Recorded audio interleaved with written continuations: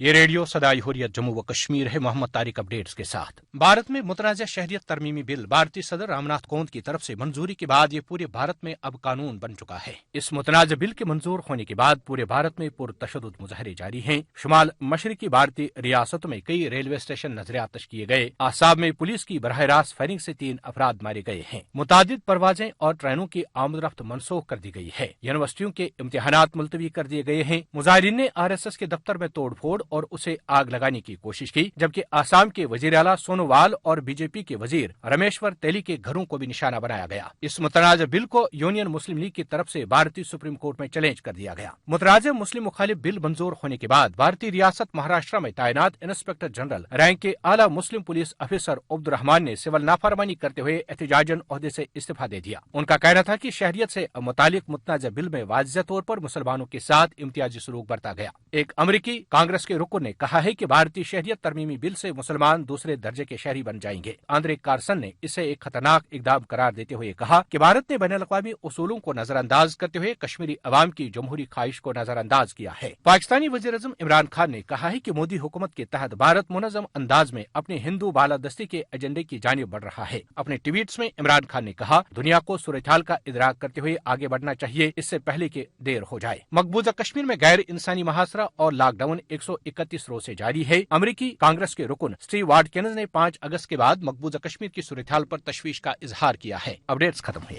مسلم مخالف شہریت بل ہے کیا، بلکہ اس کے خلاف بھارتی خاص کر مسلمان خم ٹھونک کر میدان میں اتر آئے ہیں۔ دراصل یہ مودی کے ذہن کا وہ خوف ہے جو مسلمانوں کی روز افزوں آبادی پر اسے لاحق ہے، اور سچ بھی یہی ہے کہ ایک تو انتہا پسند ہندوؤں کو بھارت پر مسلمانوں کی 1000 سال حکومت کا دکھ ستاتا ہے، تو دوسری جانب اب وہ مستقبل میں مسلمانوں کی بڑھتی ہوئی آبادی کو اپنے لیے پاکستان سے بڑا خطرہ سمجھنے لگے ہیں۔ ڈاکٹر معیز خان ماہر بین الاقوامی امور ہیں، اس بارے میں کیا کہتے ہیں، آئیے سنتے ہیں۔ زبردست فیئر ہے ان کے ذہنوں میں کہ مسلمانوں کی آبادی ریشو کے اعتبار سے انڈیا میں بڑھ رہی ہے۔ میں آپ کو اگر فیکچوئل سچویشن بتاؤں تو ایک انڈیا کے اسکالر آئے ہوئے تھے یہاں پہ، ہماری یونائیٹڈ نیشنز کی ورکشاپ تھی یہاں، نے کہا کہ مسلمانوں کی پاپولیشن پرسنٹیج میں انکریز ہو رہی ہے۔ جو ہندتوا سوچ رکھنے والے لوگ ہیں، یہ ان کے لیے الارمنگ سچویشن ہے۔ ششی تھرور ایک صاحب ہے جو کہ بہت بڑے ہسٹورین بھی ہیں، انہوں نے بالکل اس کے بخی و دھیڑ کے رکھ دیے اس بل کے۔ اس کے اندر انہوں نے کہا ہے کہ